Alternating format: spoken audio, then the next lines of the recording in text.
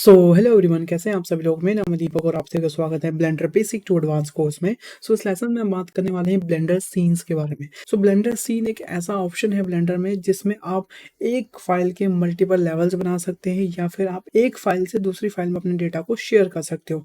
And इसका एक बढ़िया एग्जाम्पल अगर आपको दूं तो जैसे कि हम कोई गेम का लेवल्स बनाते हैं, वैसे ही हम ब्लेंडर में सीन के थ्रू गेम लेवल में हम बेसिकली सीन्स को क्रिएट कर सकते हैं, गेम्स लेवल क्रिएट कर सकते हैं। जैसे फर्स्ट सीन में आपका नॉर्मल लेवल रहेगा, सेकंड सीन में आपके जो फर्स्ट सीन वाले ऑब्जेक्ट हैं वो तो रहेंगे और सेकंड सीन वाले नए ऑब्जेक्ट वहाँ पे आ जाएंगे। तो वो जो ऑब्जेक्ट्स हैं, वो जो डेटा है, वो एक साथ जुड़ा भी रहता है और आपका बेसिकली लेवल्स पे क्रिएट होते रहते हैं। तो जब भी आप ब्लेंडर को ओपन करते हो तो यहाँ पे आपको एक बाय डिफॉल्ट सीन मिलता है बनाया हुआ। ओके, एंड यहाँ से आप नया सीन क्रिएट कर सकते हैं।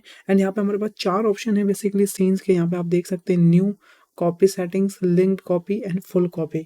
तो बेसिकली जो न्यू है वो कम्प्लीटली यहाँ पे न्यू बनाता है, उसमें कोई भी सेटिंग्स कॉपी नहीं होती, कुछ भी नहीं होता। जैसे हमें ब्लेंडर एक नया फाइल ओपन करके देता है, वैसे ही इस न्यू में सब कुछ न्यू होता है। बट अगर मैं बात करूँ कॉपी सेटिंग्स की बेसिकली, कॉपी सेटिंग्स एक ऐसा ऑप्शन है जिसमें मान लीजिए आपकी रेंडर सेटिंग्स हो गई, कैमरा सेटिंग्स हो गई, या फिर आपने कोई और सेटिंग्स कर रही है, या फिर आपने कोई ऐसा एड ऑन है जो सेव करके रखा हुआ है, वो उसमें भी उस सीन में कॉपी होकर चले जाएगा। एंड जो लिंक्ड कॉपी है बेसिकली वो पूरी पूरी फाइल को ऐसे लिंक करके कॉपी कर देता है। जो भी चेंजेस आप इसमें करेंगे वो चेंजेस वहाँ भी होंगे।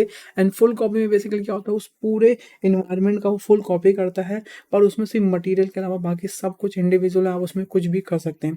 तो चलिए समझते हैं इसको हम कैसे काम कर सकते हैं बेसिकली। तो यहाँ पर आप देख सकते हैं हमारे पास एक बेसिक सीन है। यहाँ पे ऑलरेडी हमारे पास एक क्यूब है जिसमें आप देख सकते हैं एक बेसिक मटेरियल यहाँ पे लगा हुआ है।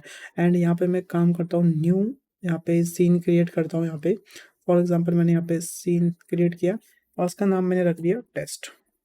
ऑलराइट, तो देखिए यहाँ पे मैंने टेस्ट रखा और यहाँ पे मैं ऐड करता हूँ एक बेसिकली मंकी। ओके, जैसे ही मैंने मंकी ऐड करा तो यहाँ आप देख सकते हैं मटेरियल सेक्शन में बेसिकली हम एक दूसरी सीन का बेसिकली मटेरियल यहाँ पे शेयर कर सकते हैं किसी दूसरे ऑब्जेक्ट में भी। अब यहाँ पे आप देख लेंगे, यहाँ पे हमें 2 ऑब्जेक्ट यहाँ पे शो कर रहे हैं। एंड मटेरियल के साथ साथ आप यहाँ पे बेसिकली कलेक्शन को इंस्टेंसिंग कर सकते हैं किसी एक सीन से दूसरे सीन में। जैसे कि फॉर एग्जाम्पल मान लीजिए मैंने यहाँ पे इस मंकी के हेड को डुप्लीकेट किया कुछ ऐसे, एंड इन सबको मैंने सिलेक्ट किया और यहाँ पे मैंने एक कलेक्शन बनाया, न्यू कलेक्शन। एंड यहाँ पे मैंने लिख दिया सुजैन। फॉर एग्जाम्पल मैंने यहाँ पे सुजैन लिख दिया और यहाँ पे आप देख सकते हैं नया कलेक्शन बन चुका है।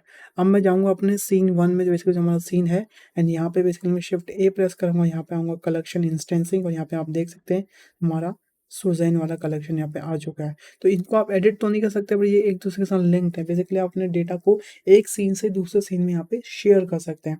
ऑलराइट, एंड कलेक्शन इंस्टेंसिंग भी कर सकते हैं और डिफॉल्ट मटेरियल्स में यहाँ पे आप उनको उनके साथ शेयर कर सकते हैं। एंड नेक्स्ट हमारा बेसिकली क्या है, लिंक्ड ऑब्जेक्ट। बेसिकली मान लीजिए ये जो हमारा ऑब्जेक्ट है इसको हम डायरेक्टली दूसरे सीन में लिंक्ड करा सकते हैं। कैसे, इस ऑब्जेक्ट को मैं सिलेक्ट करूंगा, कंट्रोल एल प्रेस करूंगा तो यहाँ पे लिखा है लिंक ऑब्जेक्ट टू सीन, तो मैं यहाँ पे करता हूँ टेस्ट में। और देखिए जैसे मैं टेस्ट वाले में जाऊंगा तो यहाँ पे हमें वो ऑब्जेक्ट मिल जाएगा। एंड बेस्ट चीज इसमें गाइस ये है कि इसमें जो भी आप एडिट करेंगे, मान लीजिए इसमें मैंने कुछ भी एडिट किया तो वो दूसरे वाले सीन में भी यहाँ पे चेंजेस हो जाएंगे। इवन मैं इसको कहीं मूव भी करूंगा, फॉर एग्जांपल मैंने यहाँ से इसको यहाँ रख दिया तो उस सीन में भी ये यहाँ से वहाँ चेंज हो जाएगा। ऑलराइट, एंड दूसरी चीज़ गाइस, इसके साथ साथ मैश डेटा तो शेयर करता ही करता है, उसके साथ साथ ये बेसिकली ऑब्जेक्ट की पूरी ट्रांसफॉर्मेशन वैल्यूज़ को भी एक दूसरे के साथ शेयर करता है। पर इन केस अगर मान लीजिए आपको इस ऑब्जेक्ट को इसके साथ अनलिंक करना है तो बेसिकली आप क्या कर सकते हैं, फॉर एग्जाम्पल मैं इसको यहाँ रखता हूँ।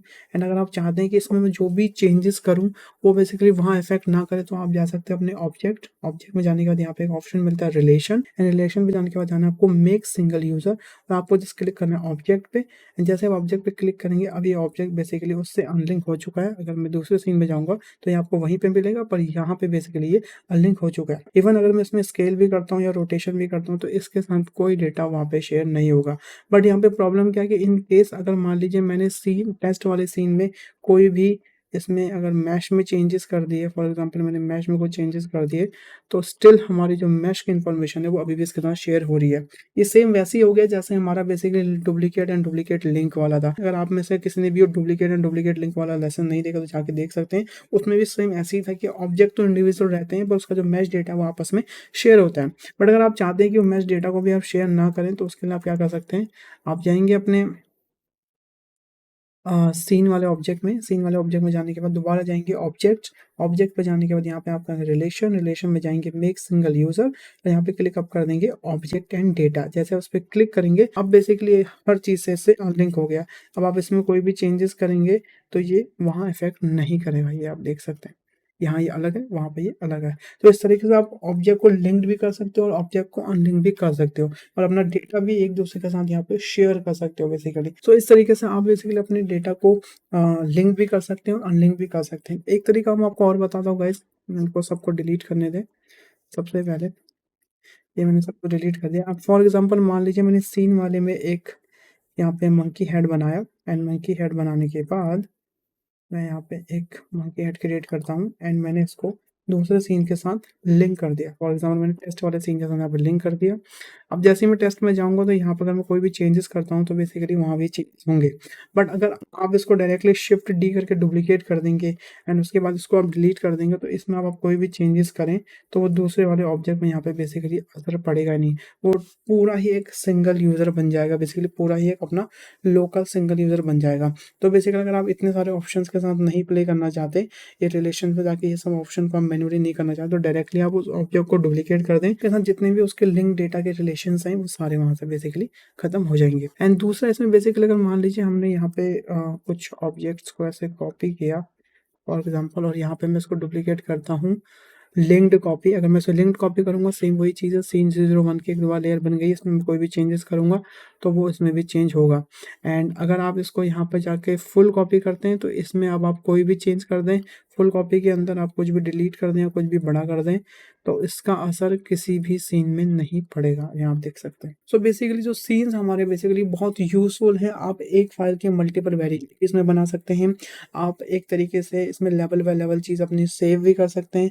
अगर आप चाहते हो कि एक लेवल में मैं इतना रखूँ, सेकंड लेवल में इतना रखूँ, तो आप एक ही फाइल में मल्टीपल सीन्स यहाँ पे क्रिएट कर सकते हैं। तो सीन्स के अपने बहुत सारे फायदे हैं, लिंकिंग, अनलिंकिंग, डेटा शेयर करना, मटेरियल शेयर करना, ये सब कुछ हम आसानी से कर सकते हैं एक फाइल से दूसरी फाइल में। ऑलराइट गाइस, सो इस लेसन के लिए इतना ही। मिलते हैं नेक्स्ट लेसन में। Bye bye, take care.